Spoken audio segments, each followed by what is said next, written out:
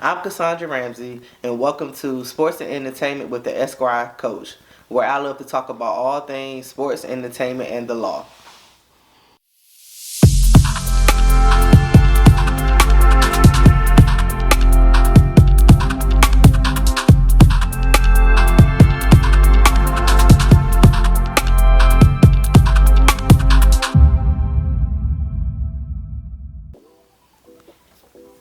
Today, we're going to talk about one of the most exciting and evolving topics in sports right now, and that topic is NIL as it relates to college and high school athletes.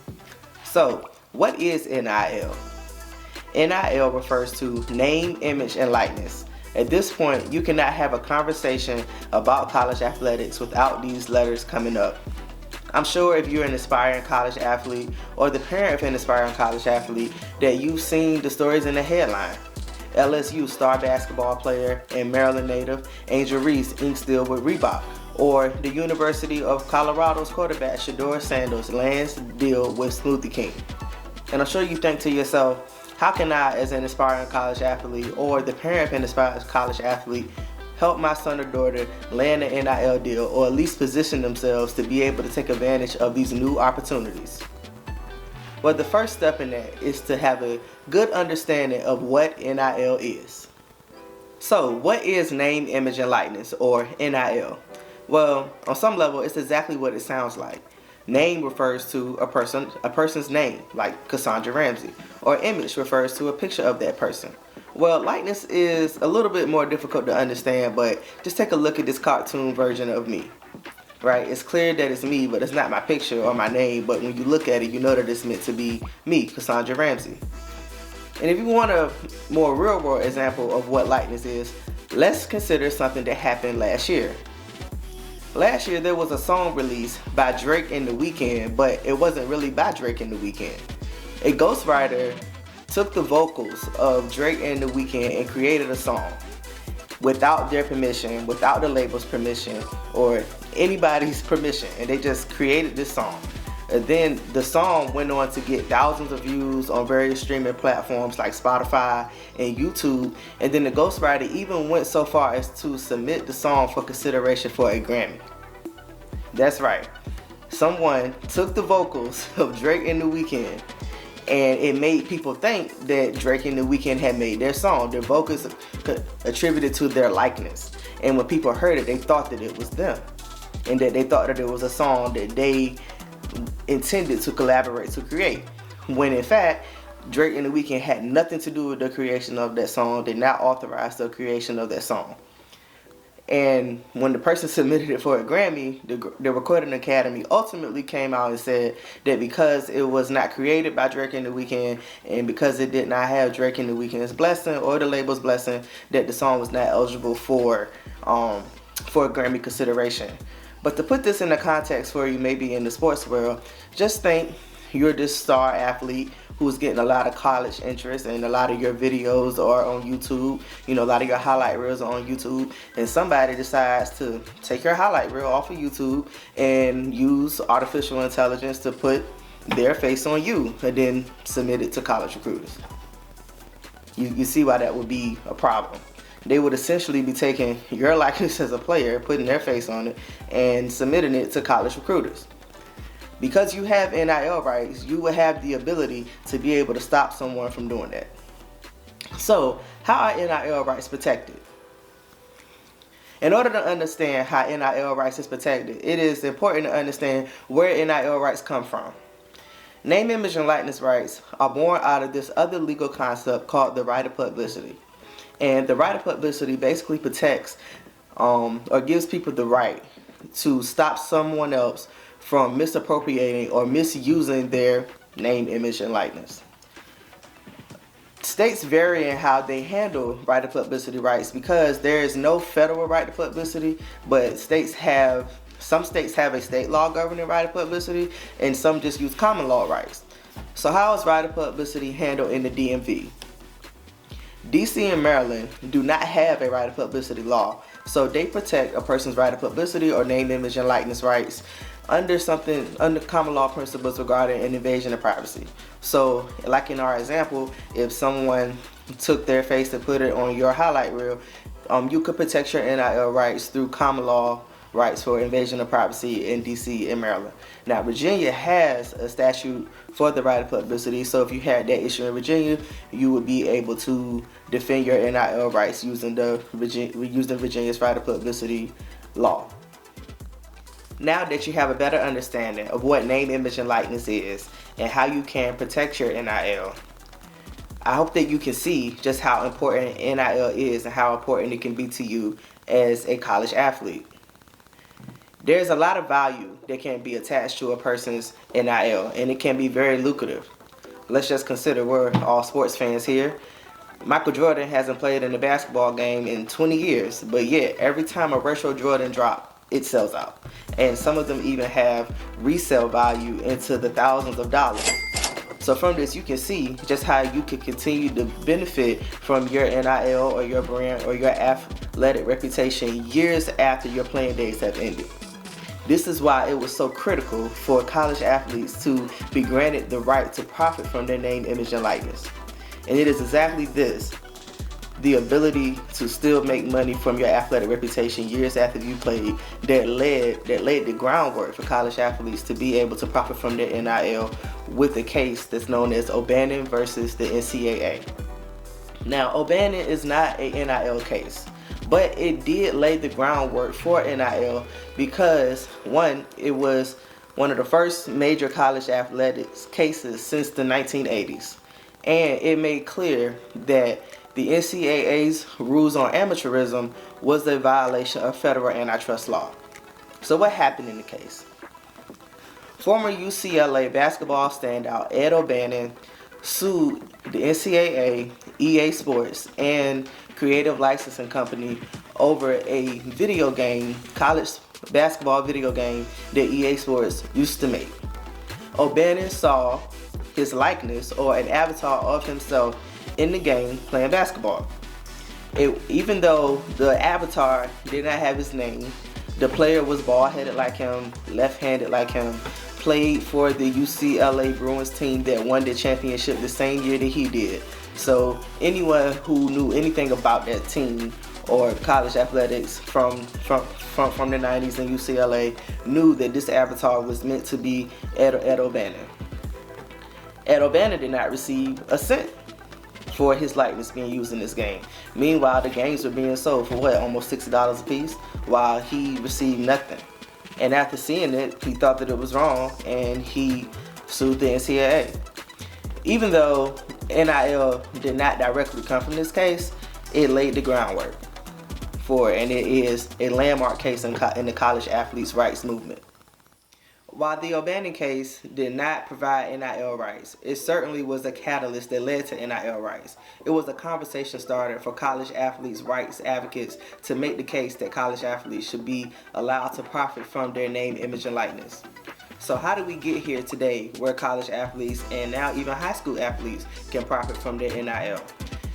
In the DMV, DC, Maryland, and Virginia, high school athletic associations have changed their rules to allow high school athletes to profit from their name, image, and likeness.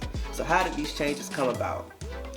In 2019, Governor Gavin Newsom broke the internet when he went on LeBron James' show, The Shop, to announce that the state of California would be enacting the Fair Pay to Play Act, allowing college athletes to enter NIL deals and sign with agents. However, this act was not set to go into effect until 2023. California set off a firestorm, with several states following suit and enacting similar laws with the same effective date. It was not until Florida entered the NIL arms race and enacted their NIL law with a 2021 effective date. This led other states who enacted NIL laws to have the same effective date, and some states who already enacted laws to amend their law to have a 2021 effective date. After this, it became clear that college athletes in various states, and most states, were going to be allowed to profit from their name, image, and likeness based on their state law. So with that, the NCAA adopted an interim NIL policy on July 1st, 2021, granting all college athletes in the NCAA system to be able to profit from their name, image, and likeness. It is important to note, and it's also something that often gets overlooked, but the NAIA is actually beat the NCAA to the punch as they began allowing their college athletes to profit from their NIL in October of 2020. Now on your screen, you will see the NCAA's interim NIL policy. The first thing that you will notice is that the policy is very short. The NCAA just really hit the high points, making it clear that college athletes and prospective college athletes who engage in NIL activities will not lose their eligibility for participating in name, image, and likeness activities. You'll see that it addresses states where there is an NIL law, and it just basically says that if you follow your state's NIL law and participate in NIL activities, you won't lose your collegiate eligibility.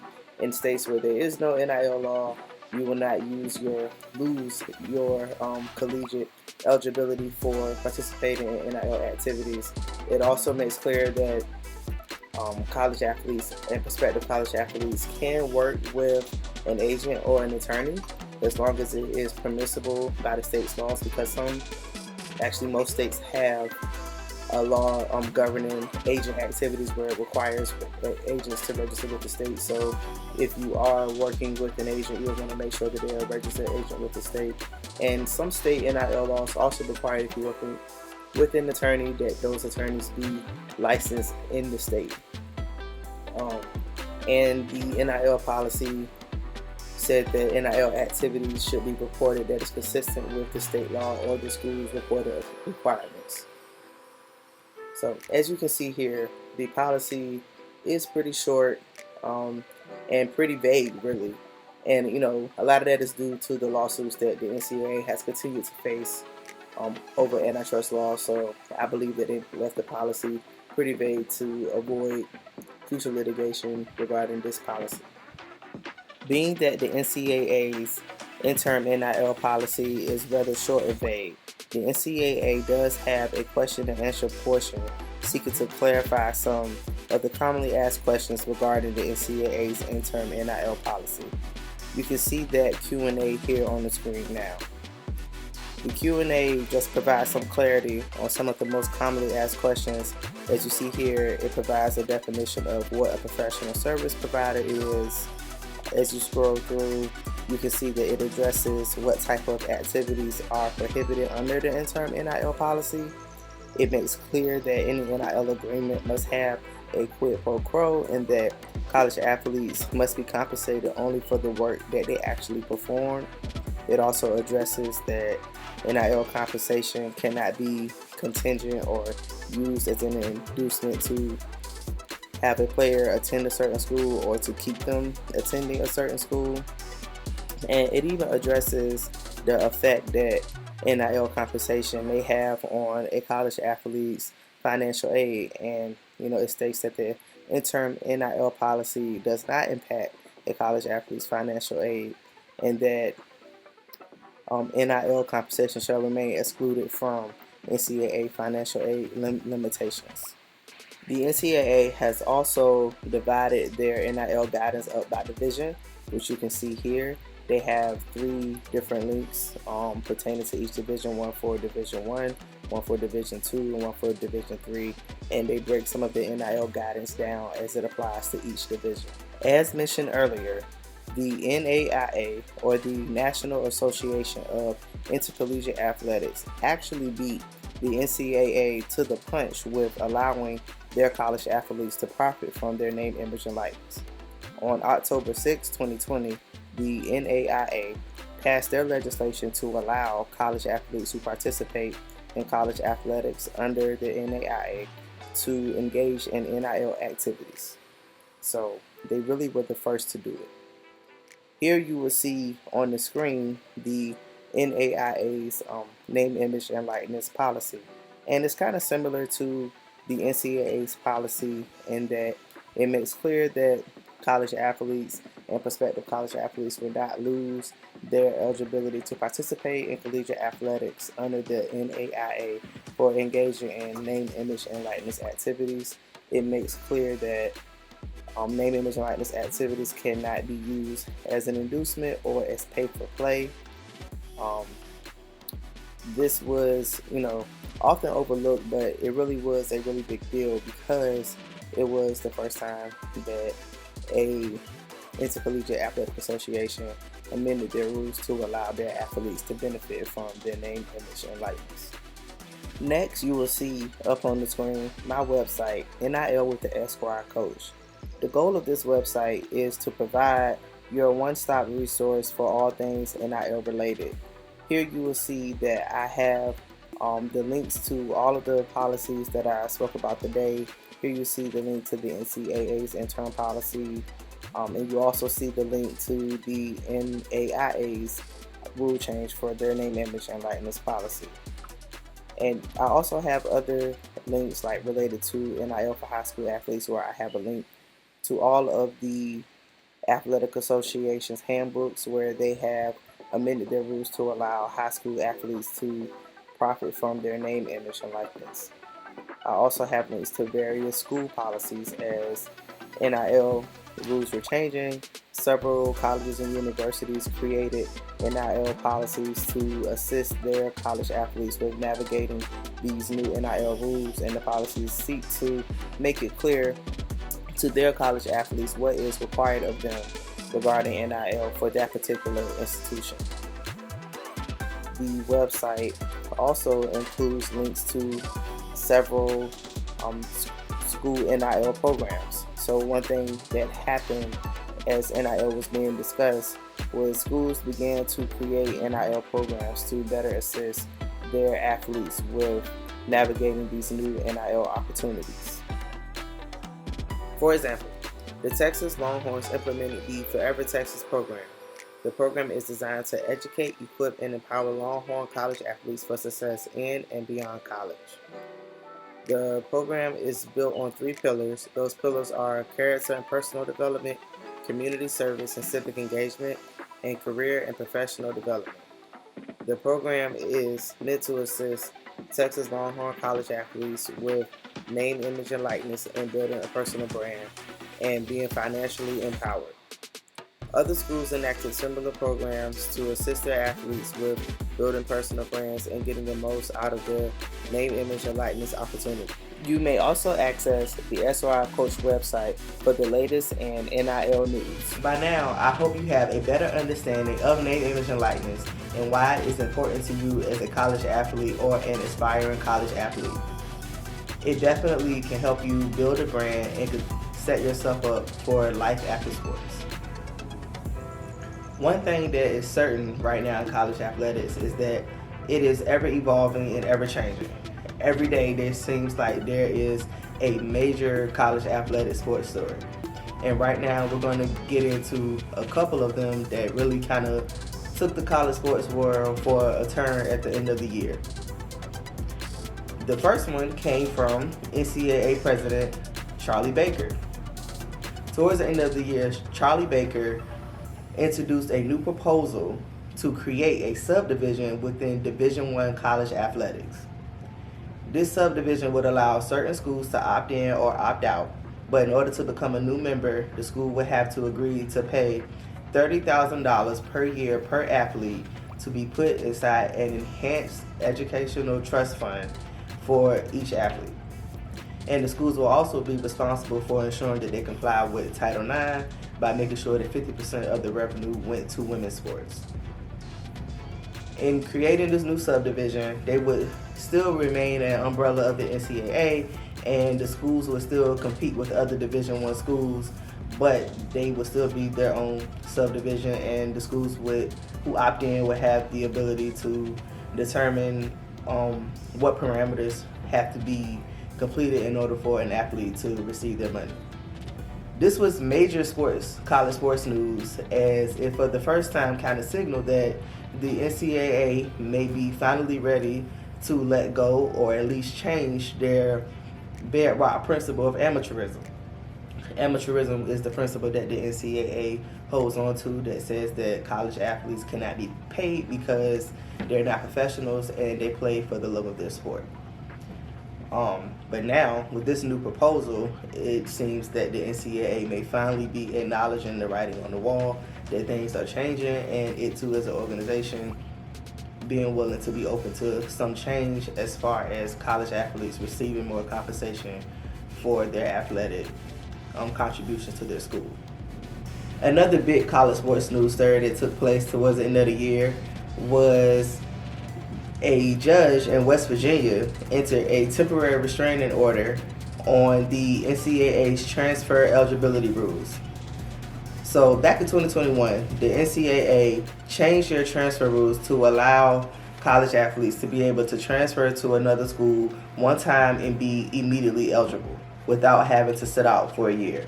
But you can only do this one time. If you were to transfer for a second or third time, you would have to apply for a waiver with the NCAA in order to get immediate eligibility, and the NCAA would only admit the waiver in certain circumstances.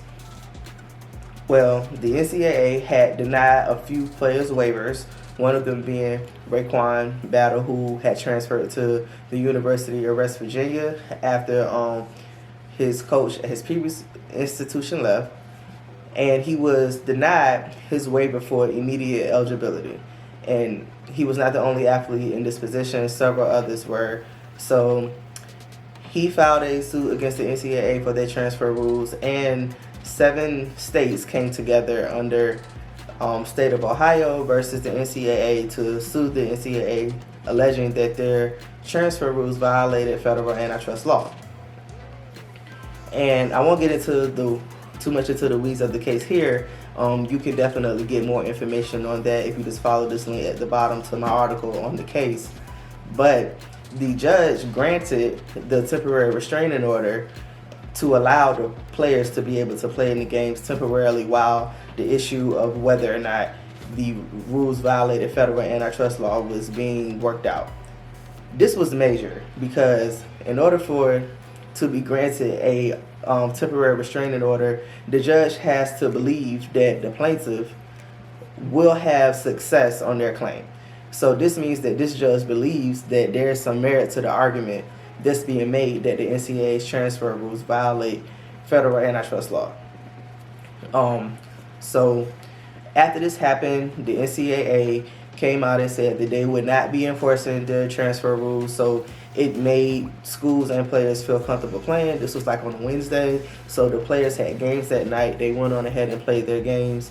Then on the next day, the NCAA said that there was a possibility that the players may lose a year of eligibility if the TRO was reversed. And then this caused a whole uproar because players on Wednesday had played in their game thinking that the NCAA was not going to enforce their rules. Now it seemed like the NCAA was going to enforce at least part of their rules, which could cause a player to lose their year of eligibility by only playing in one game. Then fast forward to the next day, the NCAA entered into an agreement where they turned the temporary restraining order into a preliminary injunction, which just basically extends the player's ability to participate in their sport while this issue is being worked out. And the NCAA agreed that the players would not be punished for playing. So if they continue to play, then they would, of course, use their year of eligibility because they would have played. But for players who, but if the TRO is reversed, like nobody would be adversely affected. This is definitely going to be an interesting case to watch to see what happens at the end of the school year, because the preliminary injunction will go throughout for the rest of the school year. But once that time frame is up, it'll be interesting to see what stance the NCAA takes on this issue, whether or not they want to continue to fight it or just kind of maybe realize that this is not the hill to kind of fight on and just allow the players to play and transfer, because at the end of the day, they should be allowed to transfer as many times as they need to and still be able to play their sport. That is it for today's episode. I would like to thank you for joining me, and I hope you found this information to be very helpful. If you would like more information on NIL, please follow the link here to my website. You may also follow this other link to join my newsletter, where you can keep up to date with the show and NIL information. And you may also follow me here on the various social media platforms. Thank you, and I look forward to seeing you next time.